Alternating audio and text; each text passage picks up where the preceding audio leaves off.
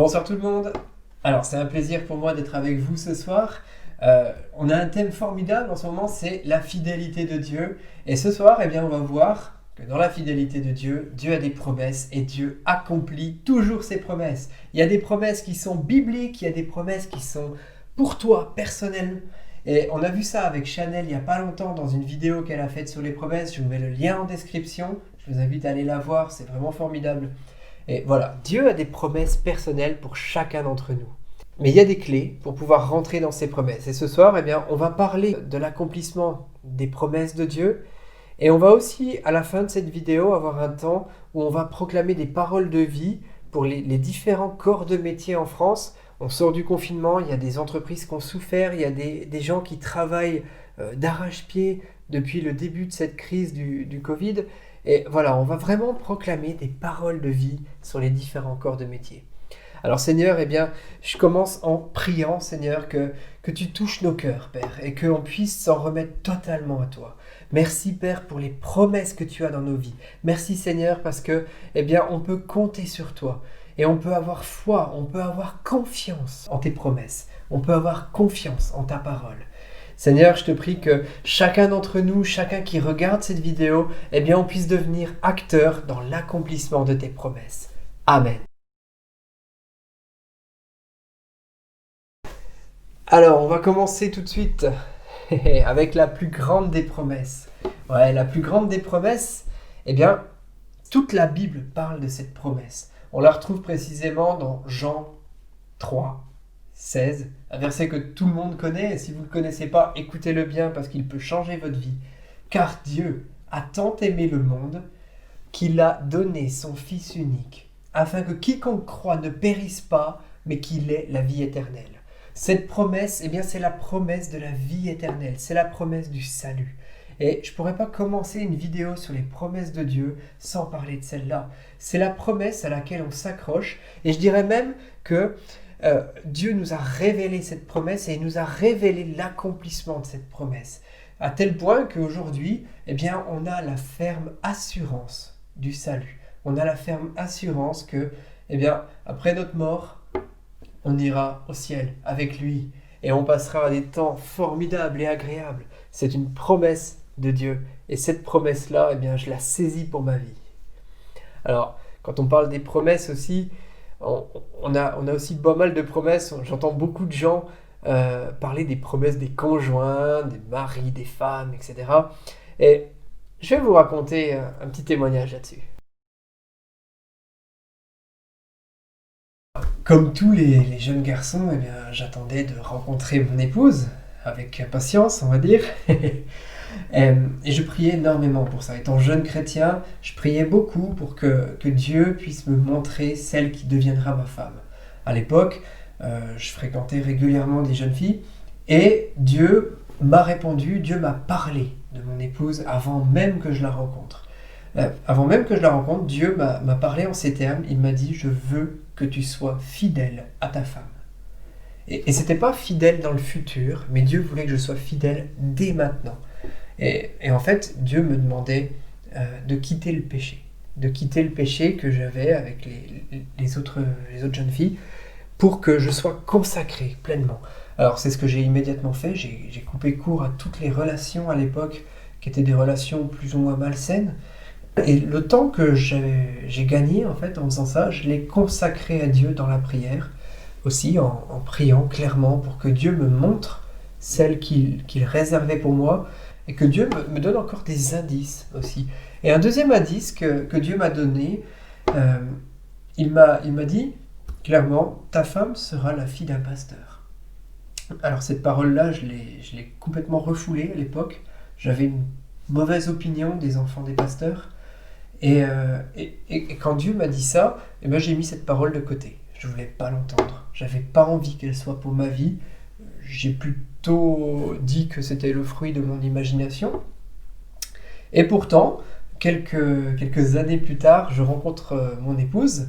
On a commencé en faisant de la louange ensemble. On a pu aller à des réunions, même plus loin en France.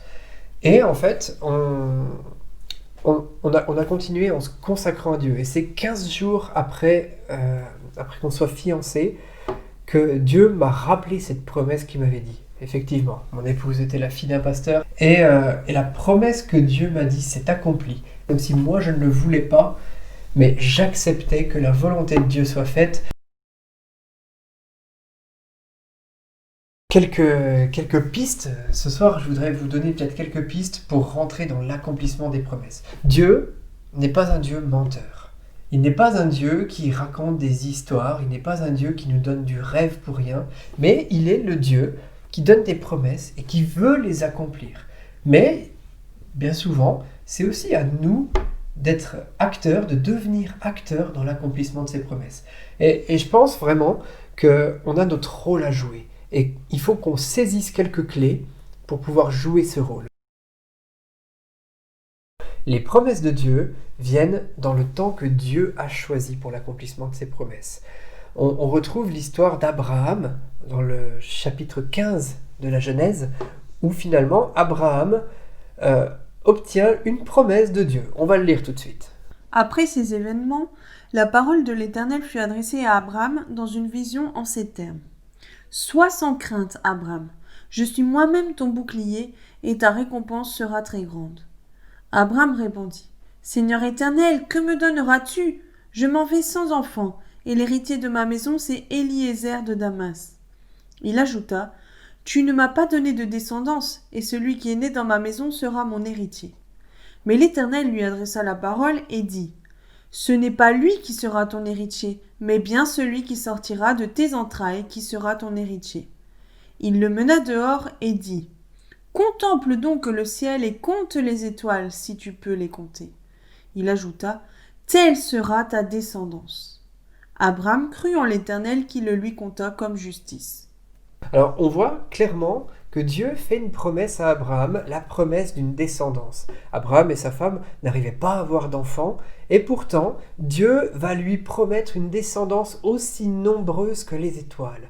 Alors on sait tous l'histoire d'Abraham, on sait tous ce qui s'est passé par la suite. Abraham, à un moment donné, a commencé à réfléchir, a commencé à se dire mais je deviens vieux, et cette promesse, eh bien, elle ne s'est toujours pas accomplie. Et finalement, est-ce que je ne dois pas faire quelque chose, détourner un petit peu les paroles que Dieu a données pour pouvoir avoir une descendance ? Et ils vont établir un plan, ils vont l'établir avec son épouse, et finalement, Abraham va faire un enfant à sa servante. Voilà, cet enfant va s'appeler Ismaël. Et en fait, on va voir que ce n'est pas l'enfant de la promesse de Dieu. On voit ça dans Genèse au chapitre 15, un peu plus loin. On ne va pas lire parce qu'on n'a pas le temps ce soir. Mais on va voir que Abraham va ensuite avoir un enfant, cet enfant de la promesse. Abraham, là, il est très âgé, sa femme a 99 ans. Et finalement, Dieu a choisi d'accomplir sa promesse alors qu'ils étaient âgés. Et rien ne peut empêcher la promesse de Dieu de s'accomplir. Aucun événement, aucun lien physique. La nature se soumet à Dieu. Et finalement, eh bien, même le corps de Sarah va se soumettre à Dieu pour obtenir l'enfant de la promesse. Alors, on voit par ce passage que vraiment, eh bien, Dieu a un temps, Dieu a choisi un temps, nous ne sommes pas maîtres du temps que Dieu a choisi, et il faut qu'on s'arme de patience dans l'accomplissement des promesses de Dieu. Dieu n'est jamais en retard, il n'a pas le même temps que nous, et finalement, on retrouve dans 2 Pierre, au chapitre 3 et au verset 9, un verset clé sur le temps de Dieu. On le lit tout de suite. Le Seigneur ne retarde pas l'accomplissement de sa promesse, comme quelques-uns le pensent. Il use de patience envers vous. Il ne veut pas qu'aucun périsse, mais il veut que tous arrivent à la repentance.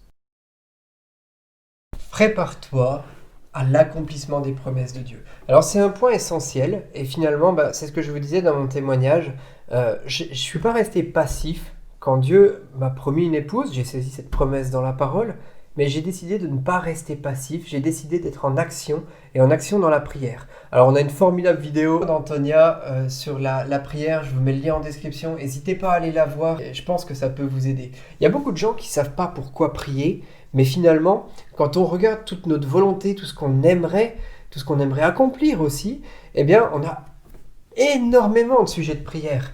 Et Dieu a des promesses pour chacun d'entre nous, mais nous aussi, eh bien, on a notre part à faire, on doit prier pour ces promesses. On doit prier pour que Dieu accomplisse ses promesses et on doit être actif dans la prière. On a des promesses, comme on a dit tout à l'heure, les conjoints, les maris, les épouses, mais aussi des promesses de travail, des promesses d'appel dans le spirituel aussi, des promesses de ministère. Mais ne restez pas passifs à attendre que ces promesses arrivent et vous tombent tout cru. Vous devez prier, vous devez vous préparer spirituellement pour que ces promesses, eh bien, lorsqu'elles arrivent, cette promesse, vous êtes prêts. Et vous êtes prêts à la saisir et vous êtes prêts à rentrer dedans. La foi dans l'accomplissement de cette promesse, ça c'est un point essentiel. Je ne vais pas vous redire la phrase que l'un de nos pasteurs aime tellement dire. La foi, c'est croire que c'est quand... La foi, c'est croire quand tu ne vois pas. On ne voit pas la promesse de Dieu s'accomplir, on ne la voit pas tout de suite. Si c'est une promesse, que c'est pour plus tard, on ne le voit pas. Mais on croit que c'est déjà là, et on croit que cette promesse s'accomplit. Et finalement, on a tellement foi, tellement confiance en Dieu. Il y a vraiment une notion de confiance là. On a tellement confiance en Dieu que cette promesse, eh bien, on la saisit pour notre vie. Dieu t'a promis des choses. Dieu t'a promis des choses magnifiques. Sa promesse va être réalisée. Simplement, eh bien, c'est dans le temps de Dieu, prépare-toi dans la prière et garde foi, garde espoir, garde confiance en Dieu. Il a promis une épouse, il a promis un époux pour toi et c'est quelque chose de formidable pour ta vie. Ce dernier point est peut-être un peu dur, mais il ne faut pas laisser le péché se mettre entre toi et Dieu. Tu ne dois pas laisser le péché se mettre entre toi et la promesse que Dieu a pour toi. Comme je vous ai dit tout à l'heure, lorsque j'ai commencé à prier pour que Dieu me donne une épouse, l'une des premières choses que Dieu a fait avec moi, c'est me demander d'arrêter de pécher. C'est me demander d'arrêter mes fréquentations. Et c'est ce que j'ai fait. Mais si je n'avais pas réglé ce problème-là, aujourd'hui, je ne serais pas avec mon épouse. Aujourd'hui, on n'aurait peut-être pas tout cet appel qu'on a sur nos vies, on n'aurait peut-être pas toute cette relation qu'on a et ces temps, vraiment des temps de bonheur qu'on a.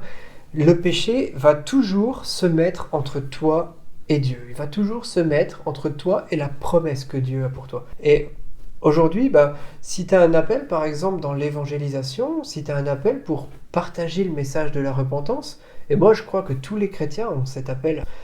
Finalement, on ne peut pas le partager si on ne l'a pas nous-mêmes vécu. Et il y a une puissance à saisir dans la repentance.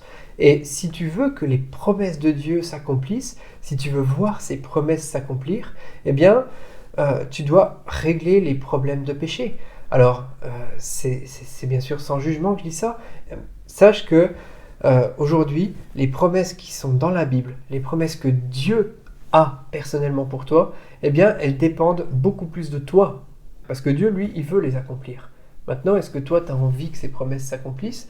Est-ce que tu es prêt aussi à renoncer au péché, à renoncer aux choses de la chair, à renoncer à toi-même, à l'orgueil, à la fierté, simplement pour voir les promesses? Est-ce que tu es prêt à accepter que les promesses de Dieu viennent en son temps? Est-ce que tu es prêt à mettre ta foi en action?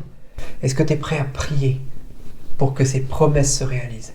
Moi, je t'encourage à prier, je t'encourage à remettre devant Dieu ces promesses, à les écrire, et puis à les rappeler encore à Dieu. Tu m'as promis ça, Seigneur. J'aspire à voir ta promesse s'accomplir. Montre-moi, guide-moi pour que je puisse rentrer en tant qu'acteur. Alors Seigneur Jésus, eh bien, je te prie maintenant, Père. Je te prie que tu puisses montrer à chacun la voie pour rentrer dans ta promesse. Je te remercie Seigneur parce que, eh bien, parmi ceux qui regardent cette vidéo, il y a des gens qui ont des promesses sur leur vie. Et Seigneur, je te prie pour que chacun puisse saisir ces promesses, que ces quelques points, quelques clés, eh bien Père, je te demande de encore affiner les clés et que chacun puisse ouvrir les portes qui mènent à la promesse que tu as pour nous, Seigneur. Il y a des gens qui ont des promesses d'appel spirituel, Seigneur, et je te prie pour que, eh bien, ni la hâte, ni aucune autre chose puisse nous détourner de la voie que tu as tracée pour nous, Seigneur. Je te demande vraiment, Père, de bénir chaque personne. Merci aussi pour le temps qui vient, Père, où on va pouvoir proclamer des paroles de vie. C'est maintenant. Alors, nous voilà pour notre temps de proclamation. Donc, on va proclamer ensemble des bénédictions sur les différents métiers. Alors, si ce soir, tu es sur ton canapé, si vous êtes assis, peut-être en famille ou tout seul, on vous invite simplement à vous lever avec nous et ensemble, avec vous, on veut proclamer des paroles de vie sur les métiers. Alors on va commencer tout de suite avec le corps médical, parce qu'on sait que le corps médical a été fortement sollicité. Alors Seigneur, on te remercie pour ce corps médical, Seigneur. Merci Père, parce qu'ils ont été forts pendant cette période, et merci parce qu'ils continuent d'être forts, Seigneur. Et Seigneur, je veux vraiment, vraiment les bénir, chacun d'entre eux, Seigneur. Seigneur, je te prie pour la sagesse dans le corps médical, Seigneur, que tu puisses vraiment les éclairer dans toutes les décisions qu'ils vont prendre.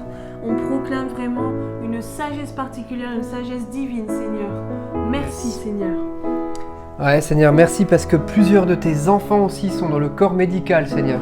Et ce soir, on veut proclamer une onction de guérison sur leurs mains, Seigneur, que lorsqu'ils iront vers les malades, ce sera différent. Lorsqu'ils iront même imposer les mains aux malades, lorsqu'ils réalisent des soins, Seigneur, ce sera différent. Alors, Seigneur, je prie vraiment que ton esprit leur donne une onction de guérison particulière, Seigneur. Ouais, qu'ils soient comme une lampe au chevet des patients, Seigneur. Yes. Qu'ils puissent vraiment les éclairer, qu'ils puissent les guider vers toi, Amen. Seigneur, et vers surtout une paix, Seigneur, dont ils ont besoin, Jésus. Et, Oui, Seigneur. et garde-les, protège-les, Seigneur, dans ces moments qui peuvent être peut-être difficiles pour certains, Seigneur.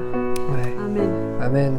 Alors on va enchaîner maintenant avec tout le corps qui travaille dans la sécurité, donc les militaires, la police, la gendarmerie, tous ceux qui travaillent dans la sécurité civile. Seigneur, je te prie pour une protection divine sur leur vie, Seigneur. Jésus. Que tu sois vraiment comme un bouclier pour eux, comme on a lu tout à l'heure dans la vidéo précédente, que tu disais à Abraham que tu es pour lui un bouclier, Seigneur. Oui. Je te prie que tu sois un bouclier pour chacun qui travaille dans la Merci, sécurité, Jésus. Seigneur. Ouais, Seigneur, prions pour une protection particulière. Jésus, tu vois que c'est pas forcément des gens qui sont bien vus en toutes circonstances, Seigneur. On Ouais, prie pour Seigneur. que tu puisses vraiment les aider, Seigneur, à rester vraiment en paix, Seigneur, Ouais, dans, Seigneur dans Jésus. ces situations où c'est peut-être un peu plus difficile, tu vois, dans les endroits où ils doivent aller parce que les gens ne sont pas obéissants. Seigneur, nous te prions vraiment de pouvoir les garder, Seigneur, et leur donner vraiment aussi cette sagesse et ce discernement de pouvoir bien gérer les situations vers lesquelles ils vont devoir aller, Seigneur, les situations auxquelles ils vont faire face, Jésus. Ouais, Seigneur, on prie pour que tu leur donnes une autorité Ouais. supérieure, Seigneur. Que même les collègues soient étonnés de l'autorité qu'ils ont, Seigneur. Je te prie vraiment que, sur le terrain, dès qu'il y aura des situations difficiles, Père, chacun d'entre eux puisse se dresser, qu'ils puissent chacun aller vers toi et que chacun, Seigneur, il puisse montrer qu'ils ont quelque chose de différent, Seigneur. Père, on te remercie aussi pour tout le corps enseignant, Seigneur. Merci pour le corps enseignant, Seigneur. Tu vois que c'est peut-être compliqué en ce moment, on ne sait pas trop ce qu'on doit faire. Seigneur, je te prie de bénir avant tout chacun, Seigneur. Oui, Seigneur. Merci pour chaque prof, chaque personne qui travaille avec des élèves. Seigneur, que chacun soit béni et renouvelle leur force, renouvelle leur intelligence, Jésus, on Seigneur. prie pour un courage particulier, Seigneur, Ouais, pour Seigneur. les personnes qui ont peut-être de la crainte, Seigneur Jésus, d'être face à des enfants, Seigneur. Et nous prions, Seigneur, pour que tu puisses vraiment amener ta paix, ton calme, c'est dans le calme et la confiance que nous sommes bien, Seigneur, que nous avons la force. Jésus, nous fortifie-les, Seigneur, et vraiment que toutes ces semaines qu'il nous reste, Seigneur, à vivre jusqu'aux vacances puissent être puissent se faire de manière paisible et vraiment dans le calme, Seigneur, et la confiance, Jésus. Prions, Seigneur, vraiment pour que tu puisses vraiment revêtir tout ce corps enseignant de ton autorité aussi, Seigneur, qu'il n'ait pas peur de faire respecter les consignes, le protocole, Seigneur, sanitaire. Jésus, c'est vrai que c'est difficile, il y a beaucoup de choses à gérer et auxquelles on doit faire face, Seigneur. On prie, Jésus, pour une sagesse et un discernement aussi particulier, une autorité, Seigneur, qui vient de toi, Seigneur Jésus. Amen. Ouais, Seigneur, merci Père. Merci Père de leur donner aussi des nouvelles forces, Seigneur, pour qu'ils fassent aussi la différence, Seigneur. On sait que c'est un univers qui peut être très dur, Seigneur, mais moi je veux proclamer sur leur vie qu'ils font la différence, qu'ils peuvent faire la différence, Seigneur. Et peut-être que l'athéisme est au centre de l'enseignement aujourd'hui, mais Seigneur, moi je crois que leur témoignage, leur façon d'agir, leur façon d'être avec les élèves, avec les collègues, Seigneur, fera la différence, Seigneur. Et je proclame aussi cette parole sur tous les métiers, Seigneur, tous les autres métiers qu'on ne peut pas citer ce soir, Père. Je te prie, Seigneur, que chacun fasse la différence, Seigneur, que chacun soit rempli de toi, rempli de ton esprit et rempli de sagesse, Seigneur. Alléluia. Je veux proclamer cette parole de la Bible dans Josué 1, verset 8, qui dit qu'il ne faut pas s'éloigner de la parole de Dieu, mais la méditer jour et nuit. Et on réussira dans toutes nos entreprises. Alors on proclame ça, qu'on réussisse dans nos entreprises, qu'on soit dans le corps enseignant, dans le corps médical ou même dans tout ce qui est sécurité avec la police, toutes ces choses-là. On proclame le succès selon la parole de Dieu, le succès selon le royaume de Dieu. Ce livre de la loi ne s'éloignera pas de ta bouche, tu y méditeras jour et nuit pour observer et mettre en pratique tout ce qui est écrit, car c'est alors que tu mèneras à bien tes entreprises et que tu réussiras. Amen. Alors on prie pour toutes les entreprises, Seigneur, qui ont peut-être souffert pendant cette période. Merci, Seigneur, de les renforcer. Merci, Seigneur, des nouvelles stratégies, Seigneur. Je te prie, Père, pour des nouveaux départs dans certaines entreprises, qu'il y ait des stratégies commerciales qui se mettent en place, Seigneur, qu'il y ait des stratégies économiques qui se mettent en place, Seigneur, parce que tu dis dans ta parole et tu le promets dans ta parole, Seigneur, lorsque ce livre de la loi, eh bien, on s'appuie dessus, alors on réussit dans nos entreprises. Alors, Père, je bénis toutes les entreprises, Seigneur. Je bénis aussi tous les enfants de Dieu qui font des entreprises. Soyez bénis au nom de Jésus. Amen.